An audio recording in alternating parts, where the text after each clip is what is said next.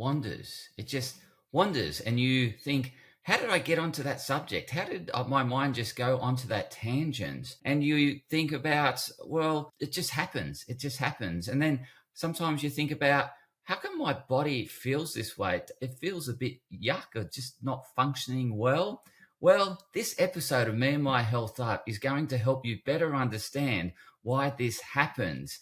So, yes, we're talking about well-being and in the context of the second law of thermodynamics, which I'll share with you shortly as to what is the second law of thermodynamics. But before we get into that, I want to share with you that the purpose of this podcast is to enhance and enlighten your well-being. I'm the host, Anthony Hartcher. I'm a clinical nutritionist and lifestyle medicine specialist with a real interest in physics, biology, chemistry, and I apply that to my patients or my clients in my practice. And it's all about enhancing and enlightening their well-being. And that's what I'm going to be sharing with you on this episode, is how you can enhance and enlighten your well-being through this understanding of the second law of thermodynamics. I first came across this law when I was studying at university. I was studying my chemical engineering degree, and I had no idea what thermodynamics was all about, and particularly this second law. And it was really difficult to conceptualize or to grasp. And I just wanted to share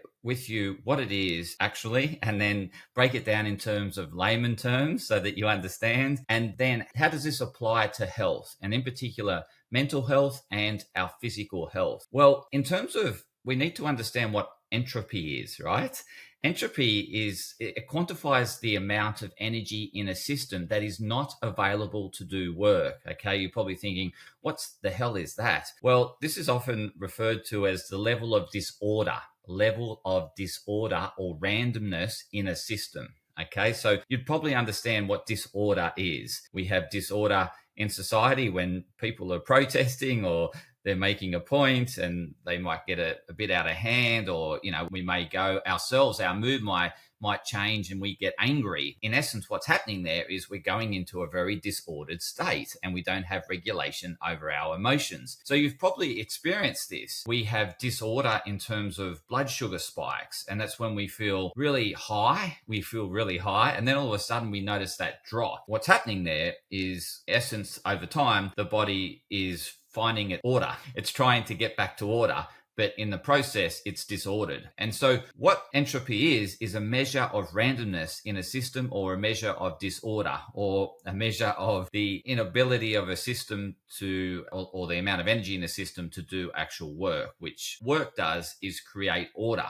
Like when you put work into your household mess, you bring order to it. It's in a disordered state. You put work in and you create order. Now, how does this relate to the second law of thermodynamics? Well, the law states that the total entropy of an isolated system can never decrease over time. So what this is saying, that over time, entropy can only increase. So the system will go to a state of disorder from order, right? So it is ordered in terms of the energy in there that is able to do work, is doing work, and is maintaining order. But over time, this order will dissipate. This order will become disordered, and the amount of energy that's available to do work is less. And so there's less available energy to bring it back to order. And so this is what happens to us mentally and physically unless we're putting work in to create a more ordered state. And this is what this episode is all about, is the application of work and what type of work needs to be put in order to have a clearer mind, a ordered mind,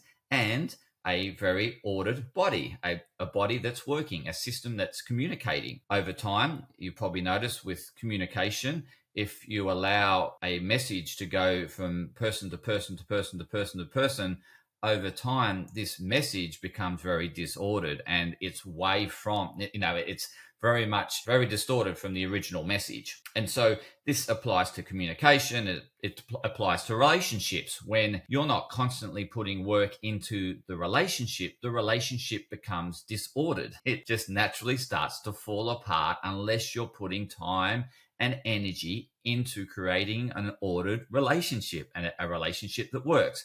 we need to apply it to communication. Unless we're putting effort in to communicate, communication becomes disordered. It breaks down over time. So we need to apply it to all facets of life. It's like your organization around your desktop. Unless you're putting effort in to creating order, over time it will become disordered, chaotic. And so we see that around our workplace. We see that in our household. Unless we're putting time and energy into creating an ordered household or a clean household, we call it clean, it becomes unclean, just simply because the system over time will go from an ordered state to disordered, and that also applies to the surrounding environment. And so this is always in the case within nature. And so energy needs to be put in order to maintain order. Now, what is that energy? That external energy from a life point of view is sunlight. So sunlight's putting energy in that's ordered, that's telling your body what to do. And so we need sunlight. We need regular sunlight and regular exposure to sunlight to maintain order in our body. Otherwise, our body will start to become disordered because it doesn't know what to do, because light entrains our body as to what to do at what time of the day-night cycle. Light entrains us. It is the primary entrainer as to how we determine what to do or what our body does at that point in time during the day and all throughout the day.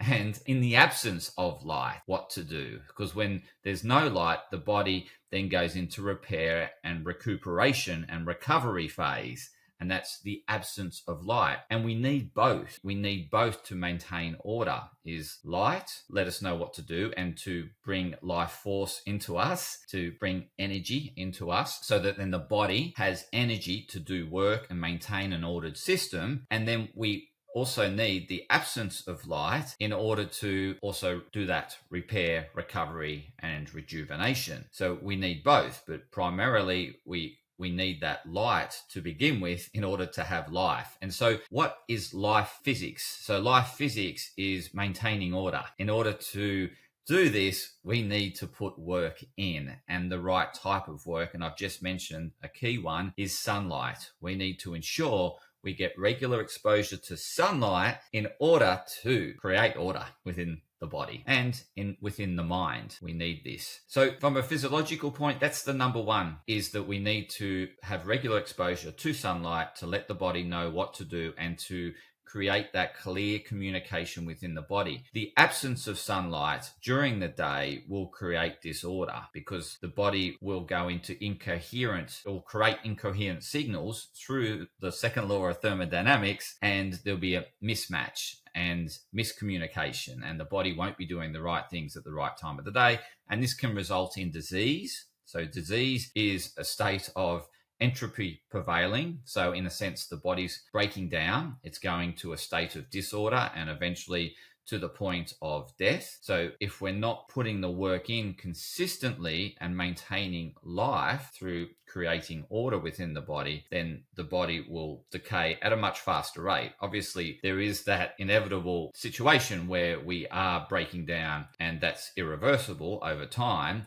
but we can slow down that breakdown through doing things like getting regular exposure to sunlight and making sure we're doing that on a regular basis to entrain the body as to what to do at what time of the day. So that's really, really important. The next one is in terms of working with the body, putting work in, and that could, and that in the form of, purpose-driven work is making sure that you're living your life by purpose. And that's a designed life, and that's based on what you value most, what's most important to you. So making sure that the work that you're putting in is purposeful driven work, because that will help the body maintain order. Because when it's in an ordered state, it's flexible, it's resilient, it's adaptable, and that will stay that way if you are doing things most important to you.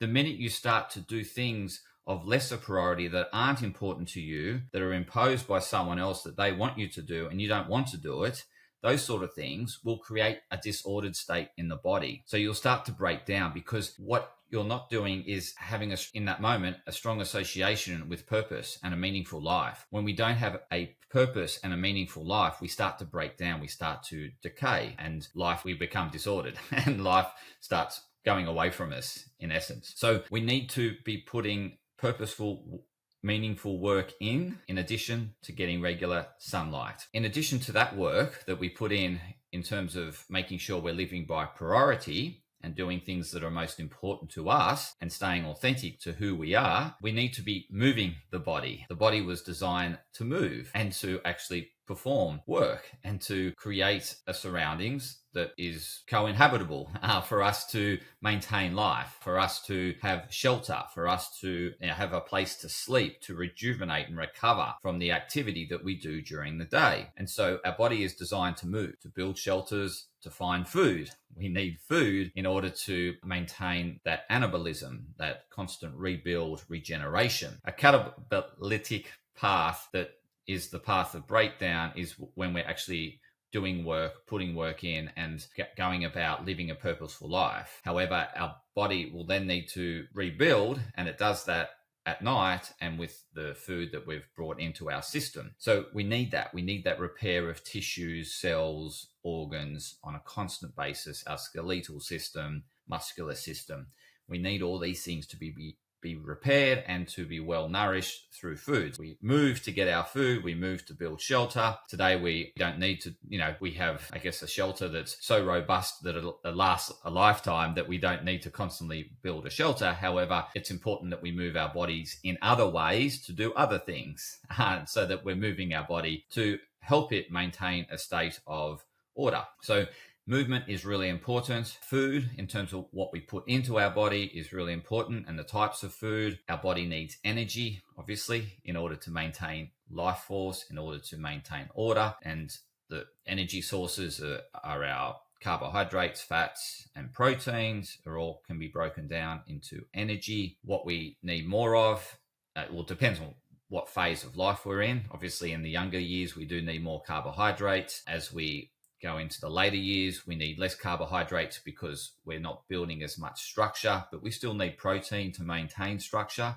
But in those earlier years, we do need higher amounts to obviously put the work in to grow and also build, which, carbohydrates and protein are really vital for that. As we get older, we don't need as much energy into growth. We just need a steady energy, which is fat. So fats and proteins become more important as we get older, versus carbohydrates are really important when we're young and building the structure around us, building tissue, we need to build muscular tissue, we need to build skeletal tissue. So all these things are really important as we're growing, but when we get older, we just need a certain amount to maintain it, but we don't need as much as when we're younger. So carbohydrates become lesser of what importance to us as we get older, and fats become a better fuel source for us as we get older, particularly, once we get sort of 30 and beyond. We want to be, consuming a more fat-heavy diet, still maintaining protein, however, having less carbohydrates. That's really important in terms of maintaining good, sufficient energy and maintaining the life force within us, maintaining those little mitochondria, those powerhouses. We want them to be working efficiently, and fats are a really important part of that equation. Now, covered that nutrition, the movement, and types of movement.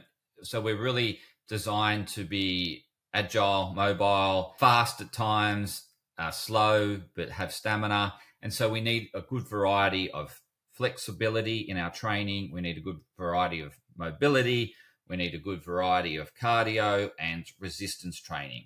That will keep us in good shape. So it's, making sure we have a nice blend of training. We don't want it too heavy in one-sided. If we do too much weights, too much muscular resistance or weight resistant training, we create too much bulk. We lose flexibility, mobility. So we want to have it all. And in order to maintain it well, we need to do a good balance of those types. If we do too much of one, then we lose something else. So that's really important around the exercise front. Now, in terms of like what I share with what happens to our mind if we're not constantly putting work in. So this is a big one, right? So the law, the thermodynamic law, the second law prevails if we don't constantly put energy into focusing and refocusing and in training our mind to maintain control over us, right? Otherwise it will run crazy if we're not constantly putting work into our mental state. And what do I mean by this? It really starts with focusing on what we can control. We have control over the way we see things in terms of how we then filter that, and how that then integrates to a behavioral response or a motor response. So we have sensory input, we see things, it then goes through a filter, which this filter is the thalamus is influenced by past experiences, and has links to the hippocampus and all these memory centers, and also linked to those little almond-shaped things in our brain, which we refer to as the amygdala. So all these areas in the brain interlinked and interwoven, and will have based on past experiences, will react to certain sensory input, right? However, we have the ability to alter that. We can rewire the pathways. And so pathways that aren't serving us anymore, we want to break them down, allow the brain to trim them and build new pathways. And so there's a process that we can go about doing this. It's an element of cognitive behavioral therapy, and looking at the way we see things and altering our perceptions to create a more balanced perspective and to see things as they are, so that we can be grateful and be thankful for everything as it is, for people as they are, for things as they are.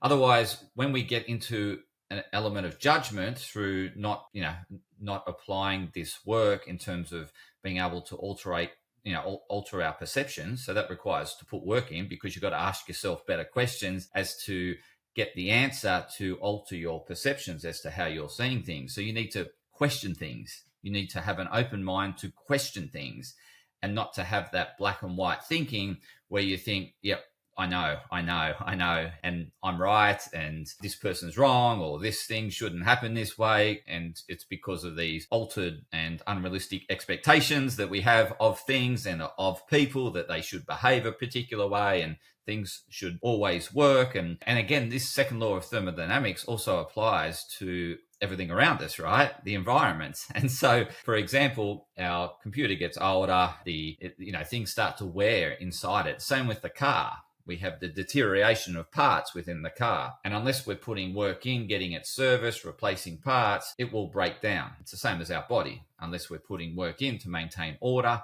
within our body, then it will break down and become disordered and not perform. So this is basically how cancer happens, how cancer prevails, is disorder is prevalent in the body, and there's not enough energy in the body to actually fight the cancer, to actually, to exterminate it. And the body's in a constant state of breakdown, and the cancer is prevailing in terms of multiplying and consuming the life force within the body and not allowing the body to return to order.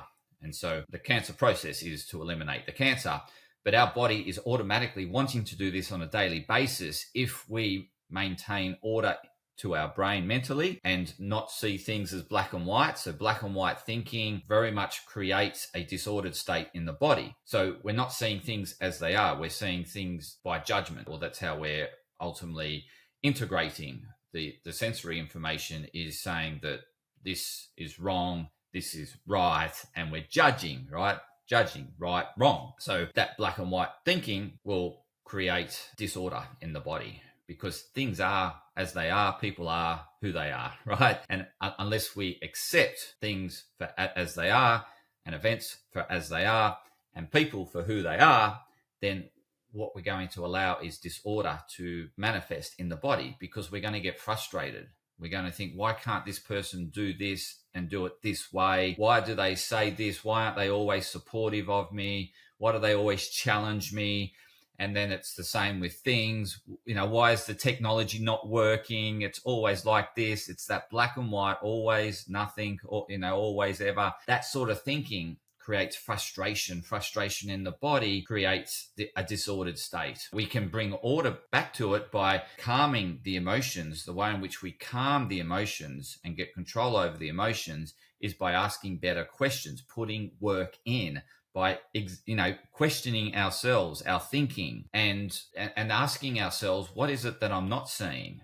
So if I'm just seeing that it's a disadvantage to me, what is the advantages to me? And start looking for it. When we ask better questions, we find the answers, and that equilibrializing our perceptions will create more stable emotions, will enable us to be the master of our emotions, that process. But that requires putting work in, and consistent work in, because certain triggers based on your past will create emotions in the body. You'll feel it in the body. So that's feedback to you that emotional is a distorted state. It's a state that's disordered in the body, created through some sensory input that's triggered some past experiences. Or you're worried about losing something in the future, something that you love, or you're worried about something coming into your life that you don't want. And that's, like, that's the worry, and that's something that we fear in the future. And that can be based on how we see the world today, or how the past experiences have shaped the way in which we see the world. And we fear the loss of something we want, and we fear the gain of something we don't want. So these nightmares and fantasies then run our mind in terms of allowing it to run to a state of complete disorder. And this is why once it starts to run, and unless we put the work in to bring it back to order, it will run out of control, and it will catastrophize things. It will make things a whole lot bigger and worse, because we're allowing the mind to go to a disordered state. If we can stop that, we can stop it by questioning and checking the reality of what we're thinking, and then we can start calling it out. We can start calling out that monkey brain and go, that's a load of rubbish. And one way of doing this is actually writing down the thought. Is that a possible scenario? If it's yes, what's the probability? What's the likelihood of that possible scenario occurring?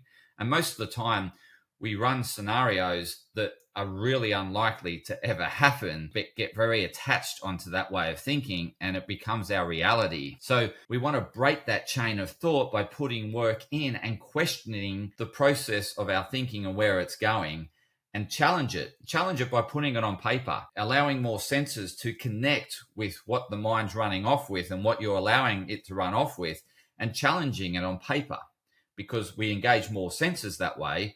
And you want to talk to it. And then you start to think, I'm hearing it, I'm seeing it. This is a load of rubbish that I'm thinking here.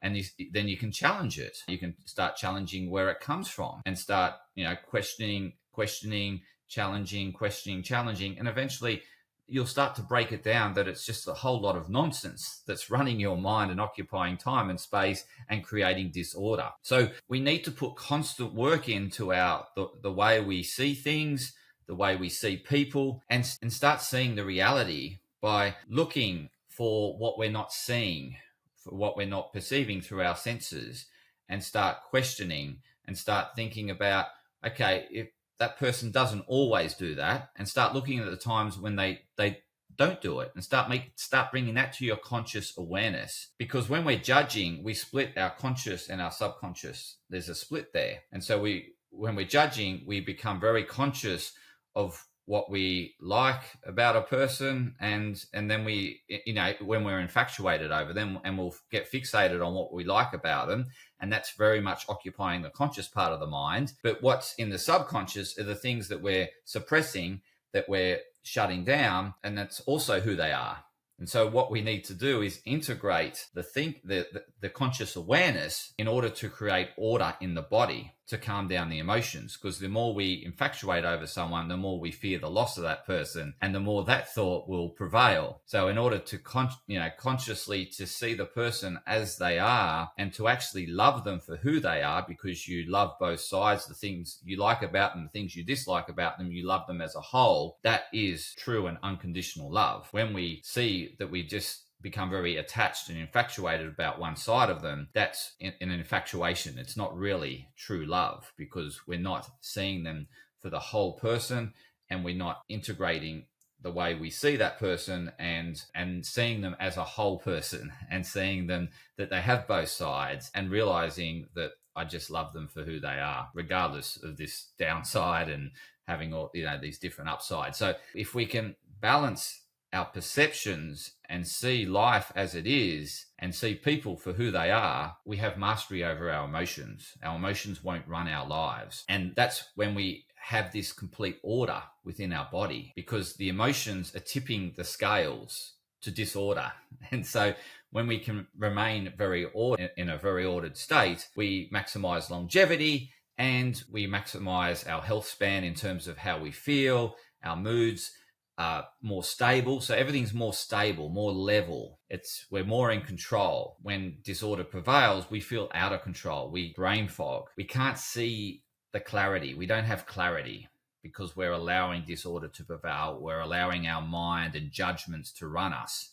But we can pick up judgments through feeling the feedback in our body based on what people say, based on what people do. If we feel a response in the body, then it's feedback to say that we're not seeing them for who they are. And we want to acknowledge them for who they are because everyone wants to be loved for who they are. So I just wanted to share that in terms of what happens to the mind if we're not constantly putting work into maintaining that order. It's the same with staying present. So yes, we can maintain a level of presence through, focusing on the work that's important to us. That will really help maintain that level of presence. However, there will be distractions in the environment that can take our attention away. And those distractions, what we want to do is have ways in which we can get back to focus. And so one way that I can share is that if you are doing something and then you automatically go to your phone, what you want to question is, okay, is it because it's made a sound and that's grabbed my attention, but I was working on something important? Then one thing that you can do is that every time you go to your phone, it means you've been distracted. You need to get rid of that distraction and maintain ability to stay focused and to stay in an ordered state as opposed to a distracted state. When we allow distractions to take over, our mind starts wandering, and that's when we get all these sort of open files. The mind wanders, opens all these files, and we get more cloudiness, more fogginess, and we lose that focus, that presence and concentration. So we want to minimize the distractions in the environment. Note that a distraction is challenging you to put work in to bring yourself back to focus and attention. So just see a distraction as that's a reminder I need to put work back in training my focus and attention. It will always be difficult to stay focused on things that are not important to you. So you'll naturally go to a state of disorder because it's to remind you that that's not important to you. So certain things can be a cue to you that you're working on things that aren't a high priority for you. So again, you want to question, was the distraction just a loud noise and took my attention away, or was I actually looking for a distraction because I don't want to do this. I don't like doing it. And so that's the question you want to ask yourself in order to maintain order. Because if it was a distraction that you created because you didn't want to do it, then that's a reminder to you to stay focused on priorities, things that are important to you, and say no to things or delegate things that aren't a priority. However, if the distraction came from the environment, what can you do to dampen that distraction? So I have notifications on my phone off, particularly when I'm doing very focused work. Obviously, when I'm doing low priority things that aren't important to me, I'll look for distractions, and that's when I'll procrastinate. So you've got a question as to where the distraction has come from. Is it a distraction to tell you that you're not focused on priority, or is it a distraction that you haven't controlled in terms of, or had some control over the environment that set yourself up to stay focused on important work? An important cue to you as to, questioning as to, why you're getting distracted and why can't you focus? Because often we think we should be able to focus on things where people have said, like kids, for example, when their parents say that, why you keep getting distracted? Well, it's probably a subject they're not interested in.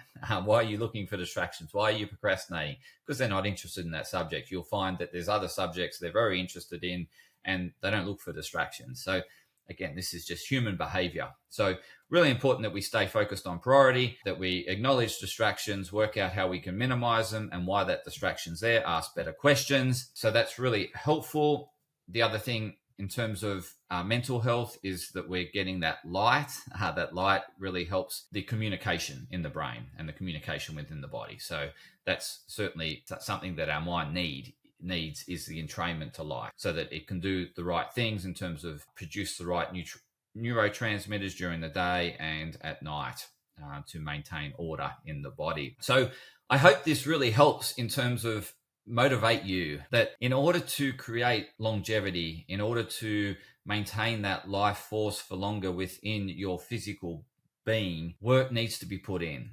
If we don't put the work in, our body will naturally just break down. Our mind will naturally wander if we're not putting the work in to stay focused and to stay focused on the things that are important to us and to look to equilibrate the mind or balance our perceptions so we see both sides. So we're not blinded to one side, conscious of one side and unconscious of the other side. We want to see things as they are. We want to see people for who they are. And we want to love them for the whole being, as opposed to thinking they're a divided being. I love them when they do this and I hate them when they do that. That's just going to create imbalanced emotions within you, and those emotions will run you, and those emotions over long periods of time will create disorder in the body. We want to create order. We want to maintain our emotions and keep them balanced as much as possible. And in order to do that, we need to start balancing or looking to balance our perceptions and judge less. The less we judge, the longer we live and the less we age. Okay, so judgment is a big part of this when we judge. So we want to look at when we're judging. You'll notice when you're judging, you'll feel the emotion, and that's a feedback mechanism. So I hope this was really helpful in terms of understanding you need to put work into your mind. You need to ask better questions in order to balance the mind, to keep it in an ordered state. You need to challenge the monkey mind when it's running off on tangents. You need to bring it back to reality. You need to challenge your own expectations. You need to look at challenging yourself on a constant basis in the areas that are important to you, because when you're doing that, you're growing and expanding, and that's where you're taking your mind into new levels, and you're transcending your thinking and your understanding of the world. Then you become closer to meaning and purpose, and you feel more purpose-driven, and that more purpose-driven mindset enables us to continue to grow and thrive towards enlightenment. Otherwise, the gravity of life just pulls us down. So we need a good balance between growing our conscious awareness and then allowing gravity to keep us grounded so that we don't get too above ourselves. We're not getting too cocky, too proud, and allowing that super ego to just get out of hand. We want to stay connected to the earth and maintain that groundedness and, maintain humbleness, or an element of humbleness. I hope this was really helpful in terms of maintaining order within your body. If you've got questions, please reach out. I'm happy to answer any questions that you have about what I've shared today, or if there's any misunderstanding, I'm happy to provide more clarity. So please reach out.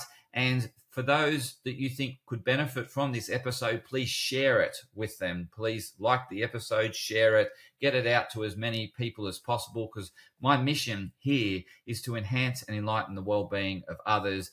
And whoever could benefit from this, I'd love this to be put in front of them. So please share it with others. Please give me feedback on the episode, and continue to health up and continue to inspire and create order within your body and well-being, and to help others to maintain order. That's what I do in my profession, is I share insights and education to help you maintain order in your well-being and to help you thrive.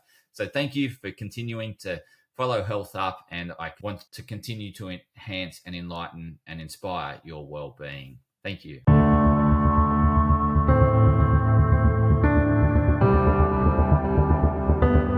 Podcast disclaimer. This podcast and any information, advice, opinions, or statements within it do not constitute medical, healthcare, or professional advice and are provided for general information purposes only. All care is taken in the preparation of the information in this podcast. Connected Wellness Proprietary Limited, operating under the brand me&myhealthup, does not make any representations or give any warranties about its accuracy, reliability, completeness, or suitability for any particular purpose. This podcast and any information, advice, opinions, or statements within it are not to be used as a substitute for professional, medical, psychological, psychiatric, or any other mental health care or healthcare in general. me&myhealthup recommends you seek the advice of a doctor or qualified health provider with any questions you may have regarding a medical condition. Inform your doctor of any changes that you may to your lifestyle and discuss these with your doctor.